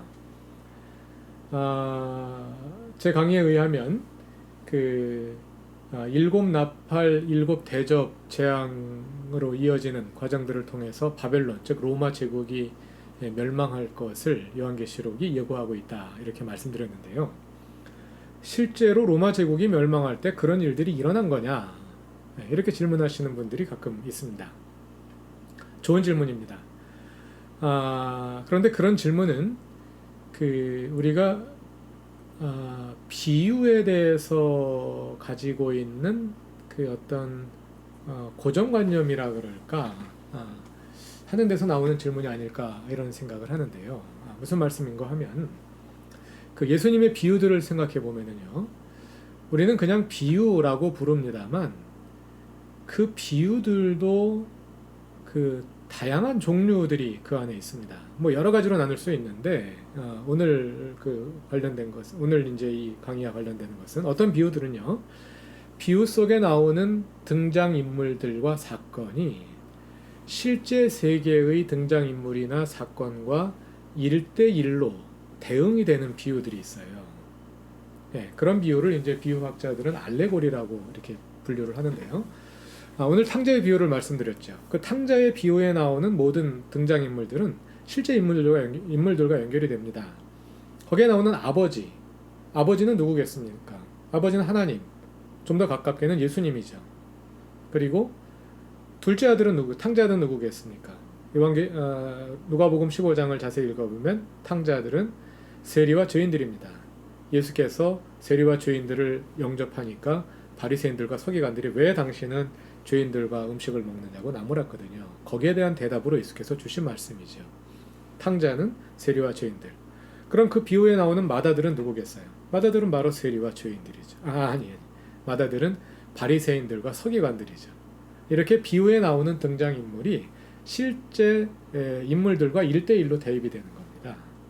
그리고 거기서 이제 아버지가 탕자를 맞이하는 그 행동은 예수께서 세리와 죄인들을 맞이해서 음식을 같이 하는 그 행동을 가리키는 것이고, 이런 비유들이 있는가 하면 그렇게 1대1로 대입할 수 없는 비유들도 있습니다. 예를 들어서 선한 사마리아인의 비유 생각해 보시죠. 거기 보면 제사장도 나오고 레위인도 나오고 사마리아인도 나오는데, 예수님이 그 비유를 말씀하실 때 뭐 어떤 제사장을 염두에 두고 어떤 레위인을 구체적으로 염두에 두고 뭐 꼭 그 사람 들으라고 하신 말씀은 아니었을 거예요. 예수께서 그 비유를 통해 하시는 말씀은 뭐겠습니까? 내 이웃에 대해서 무관심하지 마라. 너의 도움을 필요로 하고 있는 이웃이 있는지 찾아서 도와줘라. 이웃을 사랑해라. 그 한 말씀을 하시고자 한 거예요. 그냥 이웃을 사랑하라 하는 한 말씀을 그냥 이야기를 통해서 길게 부연 설명하신 거죠. 그러니까 그 이야기 속에 나오는 등장인물이 구체적으로 누구를 말하느냐, 이런 거 우리가 고민할 필요가 없는 거죠. 이런 비유들도 있다는 겁니다. 우리가 보통 요한계시록을 지금까지 해석해온 방식은 앞에 나온 종류의 어떤 알레고리를 해석하는 방식으로 요한계시록을 해석해온 거예요. 세대주의자들이 주로 그런 방식으로 요한계시록을 해석하니까 당연히 그렇게 해석해야 된다고 생각을 한 겁니다. 그래서 뭐 흰 말이 나오니까 흰 말은 무슨 사건이냐, 붉은 말은 무슨 사건이냐, 검은 말은 무슨 사건이냐, 청황색 말은 무슨 사건이냐, 1대1로 대입해야지만 하는 것처럼 우리가 생각해 왔단 말이죠. 왜 그렇게 해석해야 합니까? 요한계시록은 그런 비유처럼 해석할 것이 아니라 그냥 크게 선한 사마리아인의 비유가 이웃을 사랑하라 하는 말씀을 길게 풀어서 설명한 것처럼 로마 제국이 멸망한다. 그냥 그렇게만 말하면 재미없잖아요. 그러니까 좀 더 재미있게 상징적으로 풀어서 보여주시는 거죠. 예수님도 그냥 한 말씀 하면 될 거를 비유로 길게 이야기해 주시잖아요. 재미있고 이해하기 쉽게 핵심을 딱 찔러서 보여주시는 것처럼 요한계시록은 비유로 말하자면 너무 긴 비유이긴 합니다만 너희를 박해하는 로마 제국의 배후에는 사탄의 세력이 도사리고 있다. 그들은 하나님의 적대자들이고 영원히 가지 않을 것이다. 하나님께서 그들을 멸망시키실 것이다 하는 메시지를 그런 상징적인 이야기에 담아서 설명한 것이다. 그러므로 로마 제국이 멸망할 때 구체적으로 일곱 나팔, 일곱 대접에 있는 그런 사건들이, 그에 상응하는 사건들이 일어났느냐, 이렇게 질문하는 것은 옳지 못하다. 이렇게 말씀드릴 수 있겠습니다. 뭐 그 외에도 질문들이 많이 있으시겠습니다만 다 답변해 드리지 못해서 죄송하게 생각합니다. 이렇게 해서 세 번에 걸친 요한계시록 강의를 마무리하도록 하겠습니다. 이것이 여러분들이 요한계시록을 이해하고 또 성경을 이해하는데 조금이나마 도움이 되셨기를 바랍니다. 앞으로도 성경책 열심히 읽으시고 성경에 근거해 우리의 믿음을 바로 세우는 그런 그리스도인들이 되셨으면 합니다. 세 번의 긴 강의 잘 들어주셔서 고맙습니다. 안녕히 계십시오.